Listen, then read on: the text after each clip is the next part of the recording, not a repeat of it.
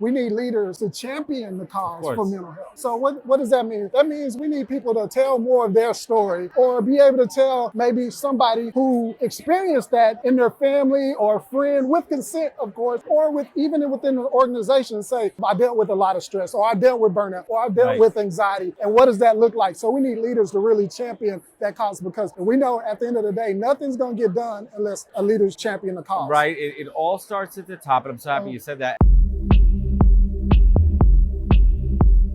Welcome to the podcast, where we introduce you to incredible humans who share their journeys with the mission to inspire you to harness your own inner tenacity to drive your life and career forward.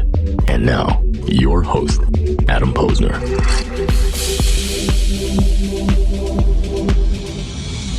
All right, folks, welcome back to the podcast. We are approaching the back half of the first day, Monday, the 24th of June. I have a great guest here, Michael Dickerson. Michael, welcome. Thank you for having me. Good to have you here. We're gonna get into it. We're gonna talk about something that has been very near, dear, and close to my heart these days, which is mental health. I've gone through my own struggles over the last couple of years. I am a solopreneur. I'm a working dad.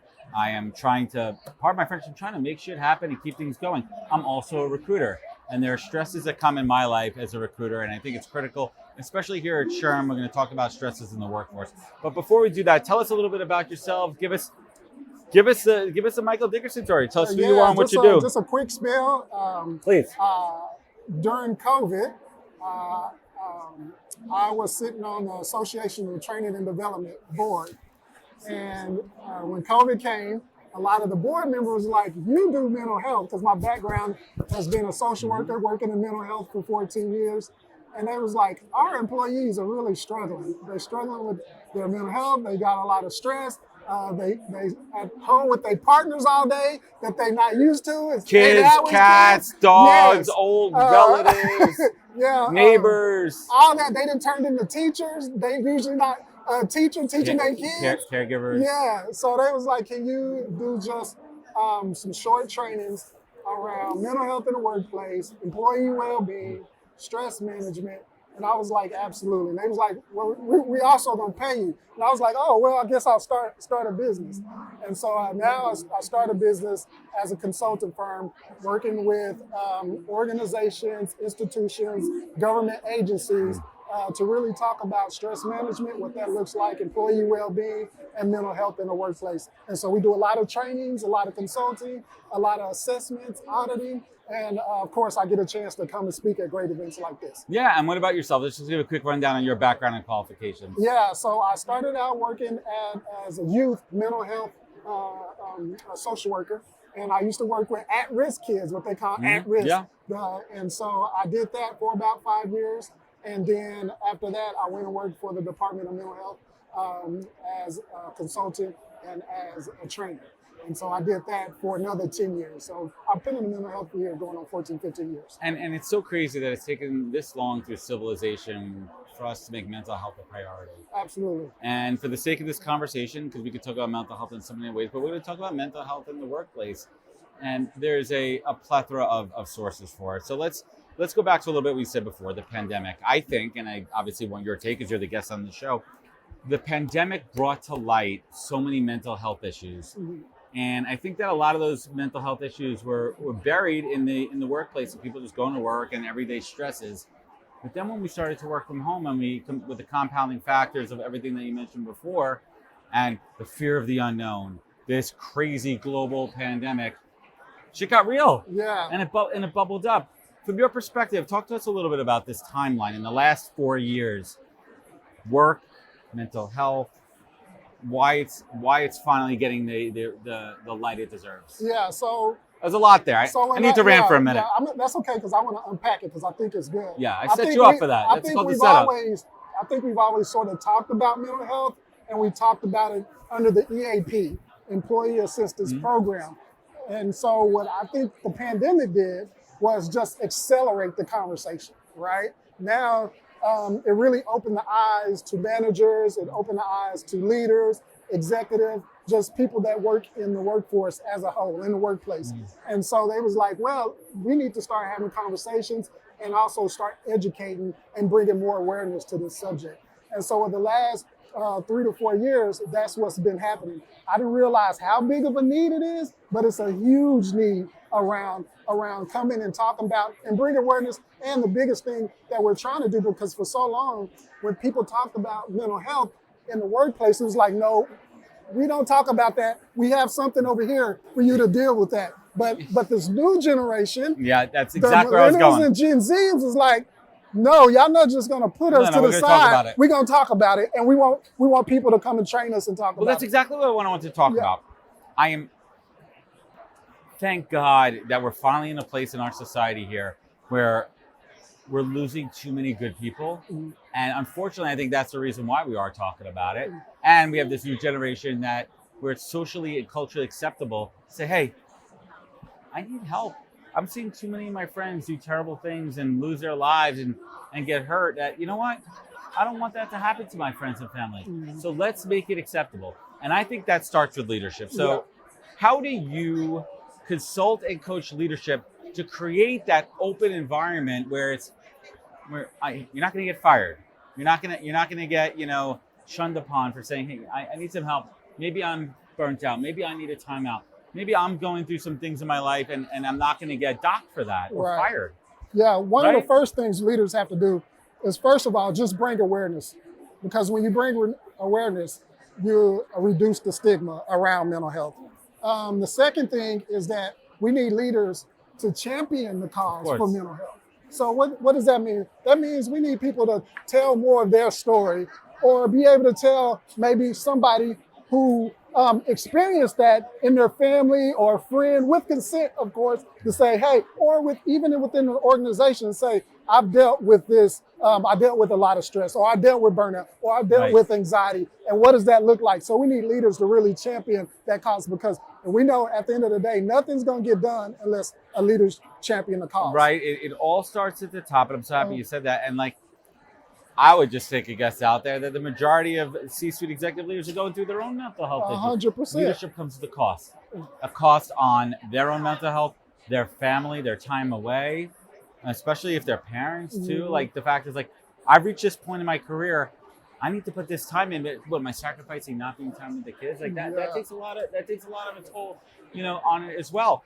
Where does it start though? Where does it start from an organization to start implementing real process and resources? Of course, it starts at the top.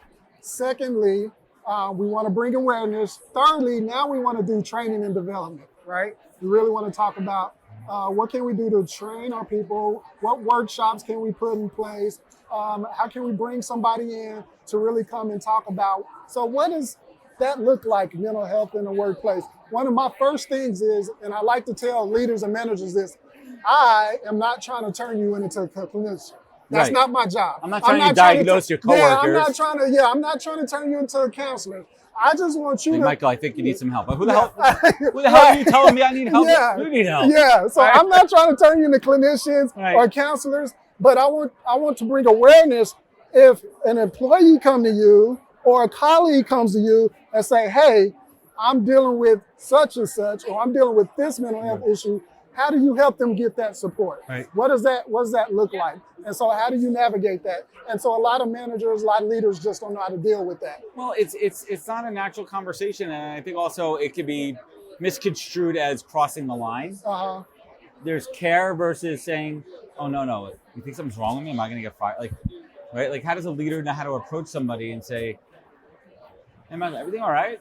Yeah. I'm noticing, you're not, everything, listen, I don't want to pry. Let's do a little role play. How should a leader, all right, let's just say that someone raised a flag that I might be having some issues. How would you be a leader and approach me? Yeah, I would just say, how you doing? First, I'm just going to listen to them. I'm going to say, how are you doing? I'm really going to listen back and then go feedback from there. Because you never know what people, and I would be really real, how you really you also have really to have doing? that relationship with somebody. That's where I was about to go next. Because I was about to go to, at its core, it really comes down to what is the relationship you have with this How well because do you know if I'm just a new manager and I'm not the telling new you shit. employee, Walk away from I'm me. not telling you I'm not telling you anything, Nothing. right? And so that's where I think it's good where employers and organizations can have numbers people can call too, because maybe I don't want to go to my manager. But if I have a really good relationship with you and I've been working with you for years, like I know and I can feel what's and you also going know, on. like, listen, most people in the workplace, like, they know what's happening there. But what have you seen really in this world of remote work? Better, worse, new issues? Yeah, so remote work, I think what the research is saying is you have people who want to do a remote work on the extreme, Forever. and then people who like, I want to come to the office every day, and then you have this hybrid model. So I believe in the hybrid model if you can. The remote work is great. I think it's really great for those who are who have kids, who's been in that particular organization for a while. I don't think it's really good for kids who just came out of college. No, so we're gonna go there. We're gonna go hot takes on that. Yeah, so I don't think that's I don't advocate for that. Right, but they're missing the life experiences. Yeah, so I think the hybrid model is a really good if you can do that. But yeah, remote work, I mean, it's a hot button issue. But at the end of the day, for me, I think people should have options. And I think people should be able to get those options, whether what you believe about it in an organization, and put policies in place. Because a lot of times what we're seeing is people just want to micromanage. But at the end of the day, I believe you really should do stuff based on performance. Of course. And that's how you should do it, not because, you just want people in the office. Well, it comes down to this, and this is what I preach. Employers should offer, first and foremost, trust. I trust you to do whatever I hired you to do wherever in the world, right? I trust you. I hired you because you have the skills.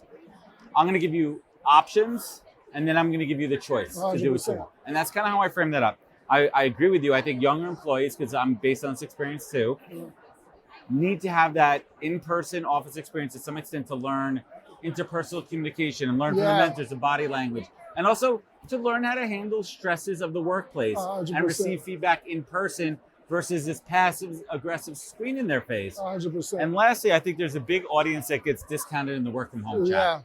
I think there's an audience of people who may not have a great physical place to work from home. Maybe they're in a abusive relationship. Maybe they don't have a physical space to work. Maybe they're not productive. Like, for even an example, my wife is an attorney. She is so much more productive at her office with her double monitors, door closed, because that's her happy space. Yeah, 100%. Some people want that. Yeah. So a lot of companies are causing more stress by only having one thing. Everyone's coming to the office or everyone's working from home. Absolutely. So I believe in options, customize it, say, hey, here's the deal. But in terms of young people, because a lot of young people, especially if you're extremely ambitious, the only way you really move up in an organization if you're really close to people who are decision makers. Exposure, 100%. FaceTime, right? And if you're remote, I tell people, like, so I do a lot of subcontracting for my work, and really it's very rare that I subcontract anybody I haven't worked with. Of course. Because I don't know how they work. Michael, you're vouching for them. Of course you are. Yeah. So same thing happens with young people. Like, if a leader doesn't know how you work and they don't know how you perform, it's going to really be hard for you to move up that career ladder and get the position that you want to get. If you want to get this director one day, or you want to be the COO or the CEO, like, unless you are literally in their face and they understand how you work and you're engaging in meetings, things like that, like, it's going to be really hard for you to move up. Hey everybody, Adam here. Today's podcast is brought to you by the team at Fountain. Fountain is your full-service, frontline workforce management platform. I have to tell you, Fountain's offerings are some of the most robust I've seen from any product in the space. They offer full solutions for recruiting, hiring, and retention. They are truly a one-stop shop focused on the frontline workforce. They also create informative content using their data. For example, they analyze a bunch of data from their fast food clients and create a trend report you can download now on their website. They also have a new ebook out called Frontline Voices. It's a lot to dive into, so certainly check it out. And you can learn more at fountain.com, linked in the show notes. Tell them Adam sent you. Thanks. I haven't had a chance to ask this question. Any issues with mental health and AI from is AI causing mental health issues? It's a very kind of broad. Yeah, that is. I'm trying to think in my head, like, how am I going to position this question? I haven't really thought about that, but that's a great question. Is it coming through the perspective of and this is what kind of the way I would frame it. It's like, are certain employees, depending on their job function, either think that their job is going to be replaced by AI, or overwhelmingly thought of like, shit, I got to learn this technology or I'm going to be obsolete. Yeah. And that might be undue pressure from the media, from the industry that they're in. That's what I was going to say. I think it's very industry-wide. You know what? Hold on. I'm going to take a mental note right here. Yeah. Something else I want to, this is something I want to talk about Yeah, that's a more good- in that world. So what do you think? You think this is going to be... I think you need to learn AI. I think it's important. How it impacts mental health, I think is going to impact it just as much as social media impacts it. Well, and it's a very fair take. And so I think we all need to be mindful of how we use it. Right. But I do think it's going to replace some jobs in the future. And there is a mental health, there is a mental health concern about that. It's the same way, though, if you think historically about how the younger generation is going to replace my job. Ageism. Well, let's talk about ageism for a minute. Let's talk about the mental health of an aging workforce and folks that are, it's scary. All of a sudden I turned around and I'm dating myself a little bit. I just turned 45 and I see a lot of my friends. So you're Gen X, the same as me. Right? Yeah. But here's what I think. I'm an independent business owner. Mm-hmm. I'm in control for the most part of my success. And I'm a recruiter. I don't really age out as a recruiter. As long as I'm being performance-based job, I'll be okay. But I look a lot at my friends, and I see some friends who have been working at the same company for years lose their jobs. And it's taken them longer than ever to find a new job. And I'm having very weird conversations with them about ageism. And I never thought at 45 that we'd be considered old guys. But now I think about these kids in the workforce at 23, 24. We got 20 years on them. We're old and expensive. These kids are young. They're fast. What age you think? What's the retirement age now? Do you know the retirement age? In white collar world? Yeah. I think it's I think it's getting longer and longer. I think they're in one way, I think it's people want, because people aren't saving like they used to. I would say it's probably 63, 64. Yeah. What's the number? So now what I'm starting to hear is 72. About 72 now. Yeah. And so it used to be early 60s, you retire now in 72. So for somebody like me and you in their early 40s, we still got another 30 years to work. Shit. And so that means